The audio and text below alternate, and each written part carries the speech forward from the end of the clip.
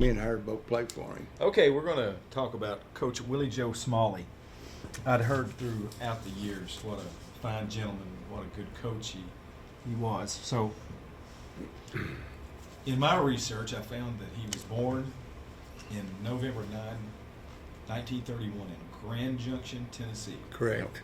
Out in Fayette County. It's, I guess, probably, 350 miles from here. He played basketball at Lenore City in 1948 and 49. He was captain of that 49 team, and he made all district. He graduated from Lenore City and then went to North Carolina State, and then transferred and graduated to Tennessee Tech. He became a high school mathematics teacher and coach in all sports at Sunbright. That's correct. Yep. And then in 1957, at age 26, he returned to Lenore City and became an assistant coach. And he was an assistant coach on that 58 state championship team that we talked about earlier. He retired in coaching in 1980. Correct. And a math teacher in 1989. His one-loss record was 382 and 216. He also took the 1964 team to the state championship. That's right. Or the state tournament, I should say. He was inducted to the Lenore City Sports Hall of Fame in 2003, and he was active at Trinity United Methodist Church. Sure. Now, when you think of Coach Smalley, what first comes to your mind? Oh my goodness. What a good man he was. High standards, moral beliefs. Had a little bit of a, not a lisp, but a little bit of a funny accent when he would speak. Funny man. Had high expectations. He expected a lot out of his players. But I felt like Willie Joe was a leader. I loved him dearly. He shares a birthday November 9th with my wife, born November the 9th.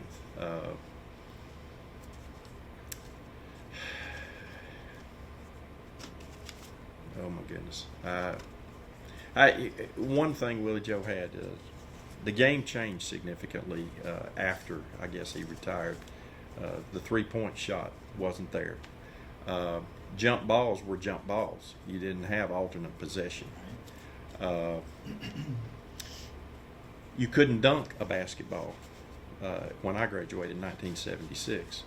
But Willie Joe had a rule that he took to heart, and that was a technical foul. If you got a technical foul called on you, the next day you ran 100 laps, and he would sit there and count them while you were running them.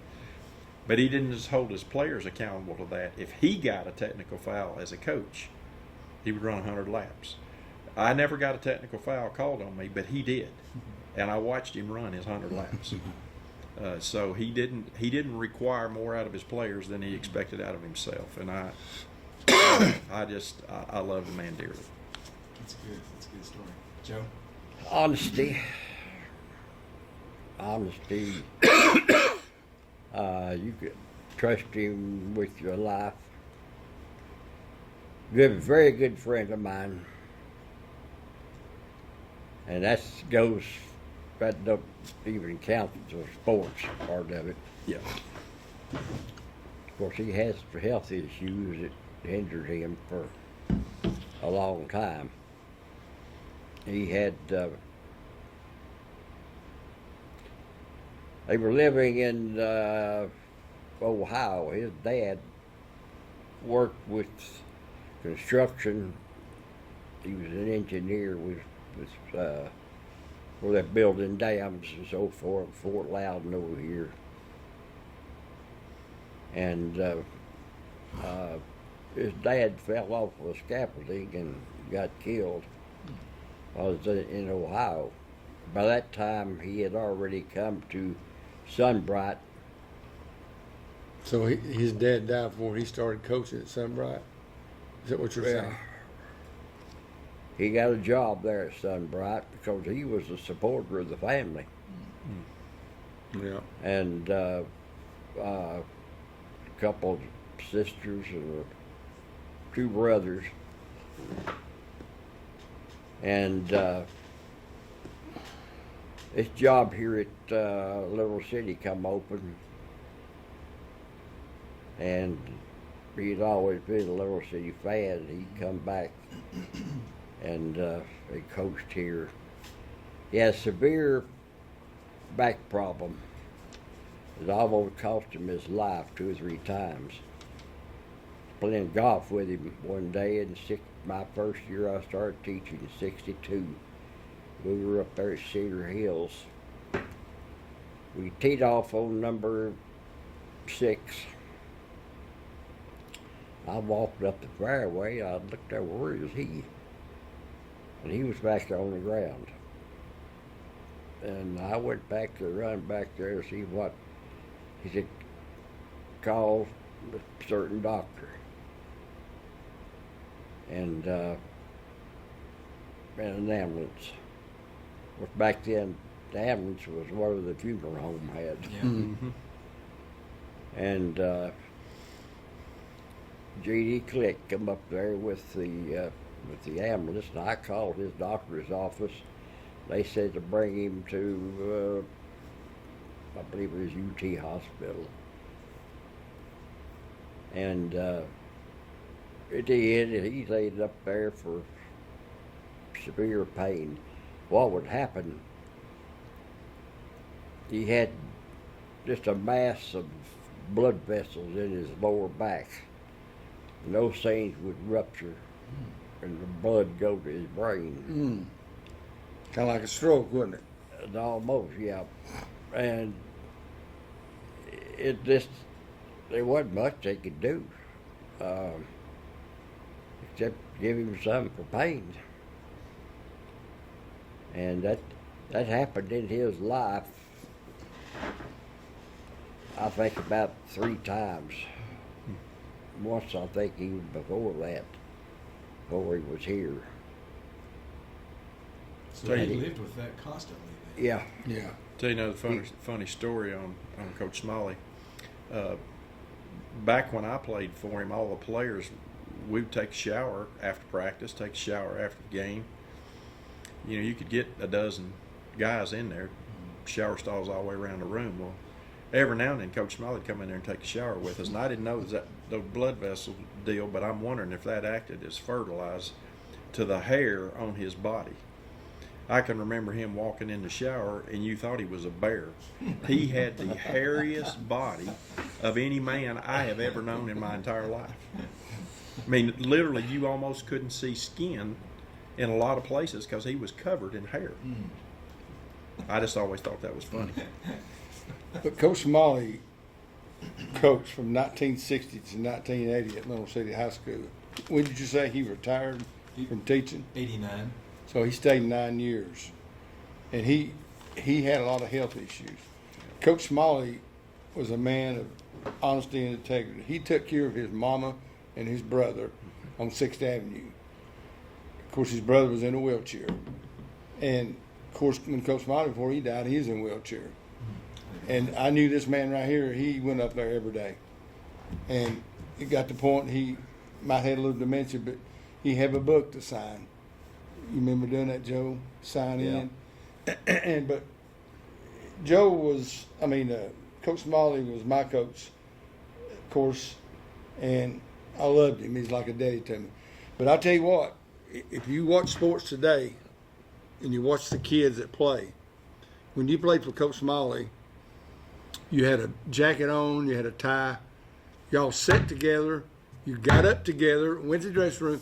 You see them now, they're running around with their girlfriends eating popcorn, but it was a group. And Coach Smalley always took the bus with the B team girls, and the varsity boys would always ride with Mr. Hicks, who was the scorekeeper. Starting 5 would always ride, so we'd join them. He didn't want you there early. Right. If you were a starter on the boys' team, he did not want you to get to the whatever location you were playing if it wasn't at home, because he thought you would expend energy and get tired. Yeah. So he literally didn't want you getting there too long before it was time to play. because there'd be a JV game and a girls game before Yeah. the boys game, and he didn't want you sitting through all that. You know, Coach Smalley, after I got out of college and went to work, he called me, and I loved sports, so I would go to the team they was playing. If we played Clinton on Tuesday and we was playing somebody else, I'd go to Clinton, me and my wife, and take notes. And I always go up to him on Saturday, and we'd go over what all happened, what kind of defense they run. I did that for a few years for him. And my wife got real close to his mother, so he's a good man. He's a real good man. That was before video cameras. Yeah. So you were his. Yep. Were there any basketball principles that he instilled? What did he hang his hat on as far as basketball principles? What did he teach team after team after team? Moving your feet on defense. Yeah. Defense. Defense is Yeah. what he. It's like he thought offense. You know, naturally some players are more talented than others, and I think he felt like the offense. I didn't feel like he coached offense as much as defense, and exactly what Junior said: move your feet, get low, keep your hands up, hands up, hands up. He always was yelling, hands up, hands up. But he wanted you moving your feet. Yeah, but Howard said something about his speech. You know, I never heard the man cuss. His famous terms was "hot damn it," instead of saying a bad word. He'd say, "Hot damn it, son! Hot damn it!" I've heard that so many times. But I wish I could tell you the story. What happened when me and Jerry Workson was playing for him? We was playing Bradley County. We were down 1 point. About 7. It was the fourth quarter, about a minute and 10 seconds left or something, or it might have been less than that. Come down on fast break, and I dribbled the ball off my ankle out of bounds. He caught timeout. Can I say what he said? Sure. He says, "Hot damn it, Wilkerson," Jerry Wilkerson, "you a chit ass." He said, "Hot damn it, Junebug, you a double chit ass." I'll never forget that. And we laughed about that. But I loved that man. He was a good man. Wasn't he, Howard? He was. And Joe knowed him as good as anybody and helped take care of him. Yeah, he's something else. Well, he was a coach when I was in school, and he became a friend Okay. after I graduated. Oh yeah, yeah. That's So as a man and a coach, then you've talked about some of this, but when you think of him, what was his best characteristic as a man or coach? I just think he modeled integrity. He modeled honesty. And you respect everybody as a human being. Very, very respectful. Yes. Very respectful. But again, that was an expectation of his that you would mimic those same characteristics. Yeah. So I've said many times I love playing sports, but playing sports taught me so much more about life than it did about sports, and some of those things I just said. Sure. You know, how to deal with authority. A lot of times we don't like the call that the official makes, but the official's in charge, and so you can disagree respectfully, and Sure. and I think he taught that. There's only two bad things about Coach Smalley. He's a Democrat and a Methodist.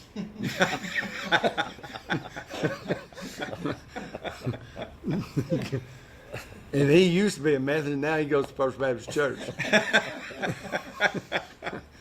things change. Yeah. That's good. Any other characteristics that y'all want to throw in there? What other topic? Is those main three? No, I've got a bunch more. Oh, gosh.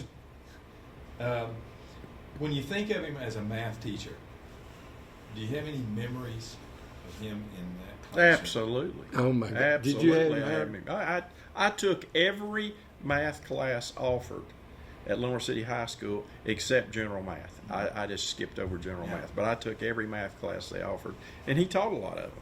How could you understand him? Well, he was good. He was good. 2 or 3 things I remember about him. Number one is when we got into geometry, sine, cosine, and tangent.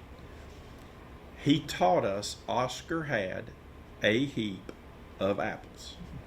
And so he would have you write down sine, cosine, tangent, and then put your lines over here. Oscar had was opposite over hypotenuse. A heap was adjacent over hypotenuse. Of apples was opposite over adjacent. I teach a high school class at church now, and they do a SOHCAHTOA. It's kind of the same same type of thing. But Willie Joe taught me.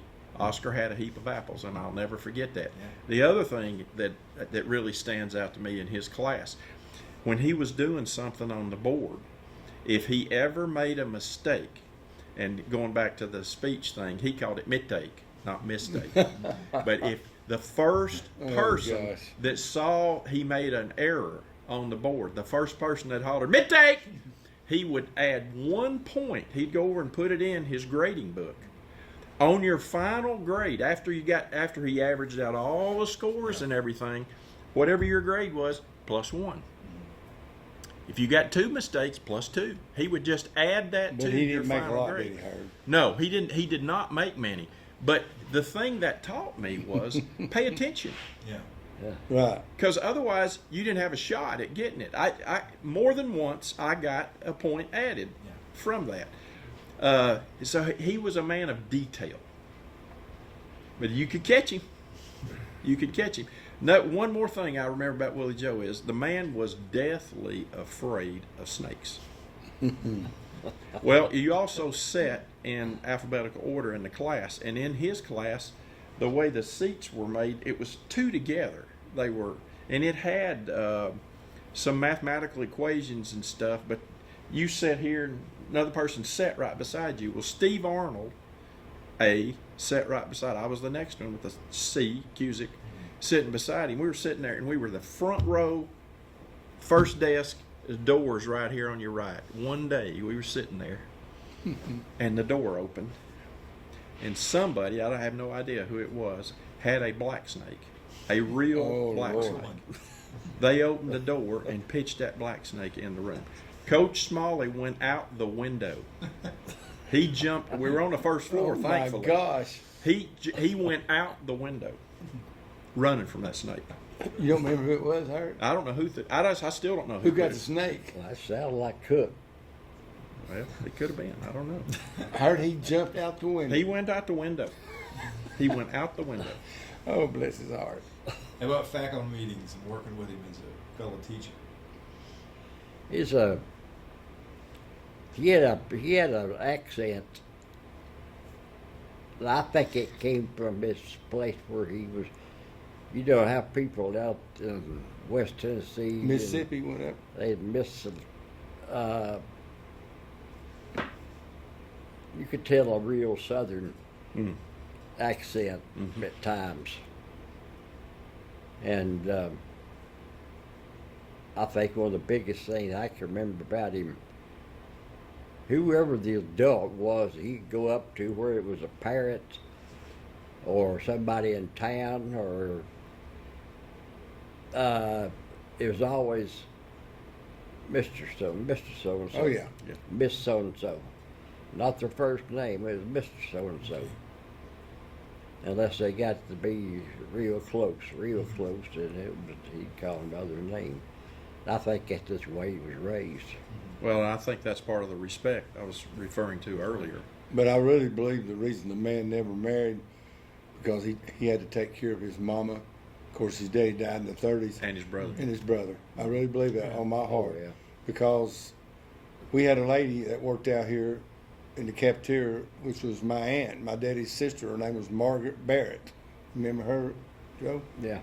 And I thought maybe one time they might have went out and eat, but he would never get it any further. He was dedicated to his mama and his brother. And what an unselfish man. What an unselfish man.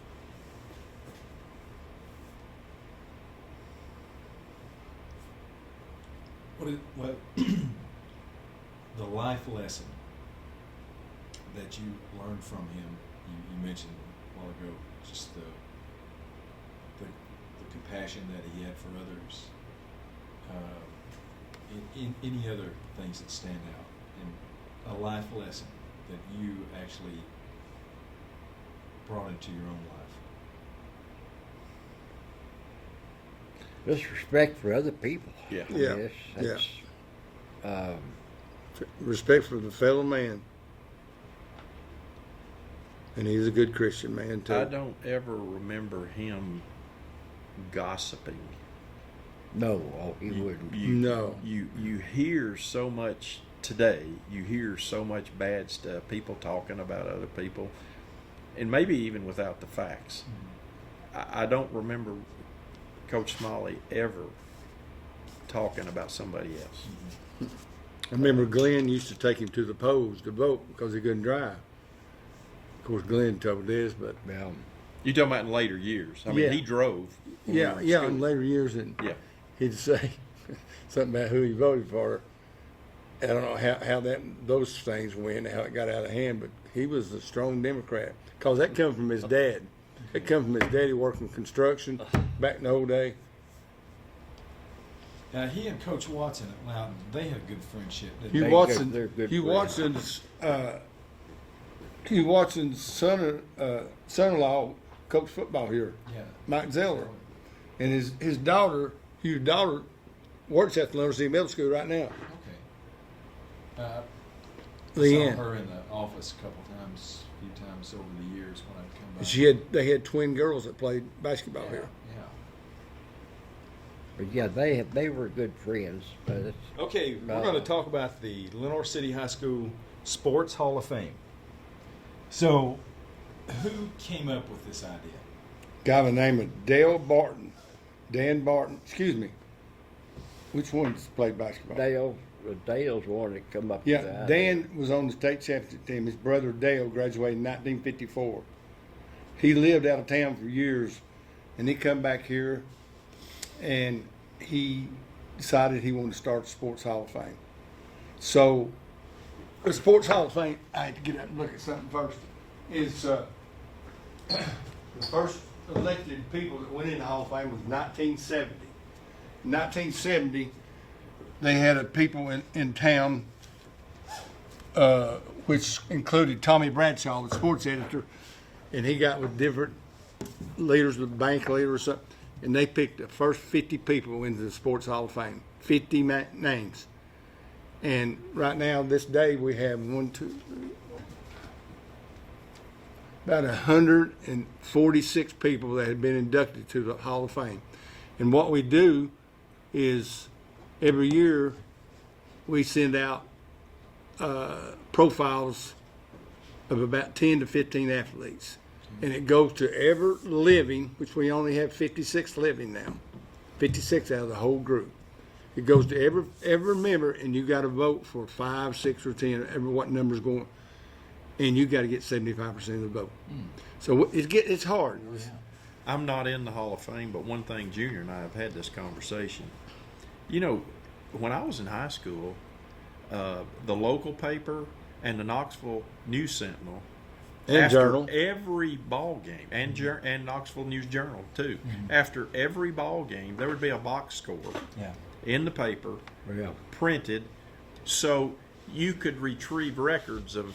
And there would be a write-up if somebody had a great game, talk about how many rebounds they got, but obviously always the points. So you could go back and dig those records out. That doesn't exist today. Yeah.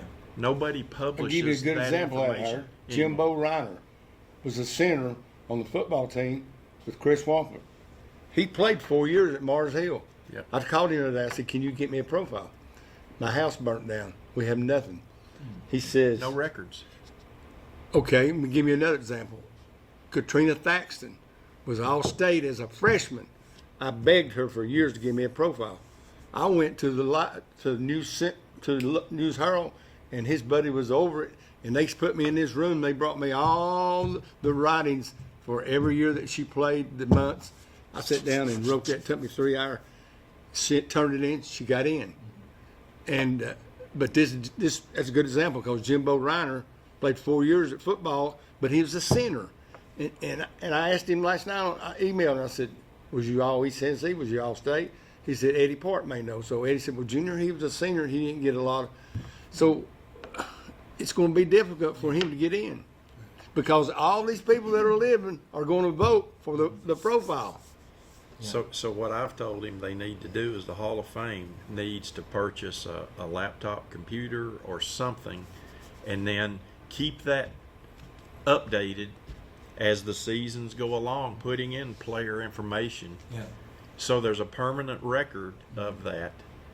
And it'll kill some of the problems that he's currently dealing with. But see, I've talked to the school about that, and who's going to do it? The athletic director? I mean, who's going to take the time to? Where did you, when you first started the Hall of Fame process, where did y'all get those numbers that these older athletes had put up? Well, that started in Hard. 2003. 2003. Before that, you didn't. They just had it by all these people in town. Tommy Bradshaw put the first 50 in. And I don't know what they went by. Tommy Well, himself? Tommy Bradshaw and about 5 other guys. It's Okay. nobody's been able to ever find Tommy Bradshaw's records. No. He But didn't that's- even drive. He come to every game. He was a sports writer. He didn't even drive an automobile. He put the first 50 in. I It mean, was sort of done, I think, from memory. Yeah. I remember so and so was a good athlete. Uh-huh. They were a big contributor, so it changed a little bit. But in my opinion, it has now changed again because you don't have the printed records. Yeah. So somebody's got to create those. a lot of the parents don't have them no more, Unless the school now keeps them. and they don't. Really? They do not. They do not like an archive. They don't have it for these ball players. They, like Tyler Hood, all them points. That was out then, but it's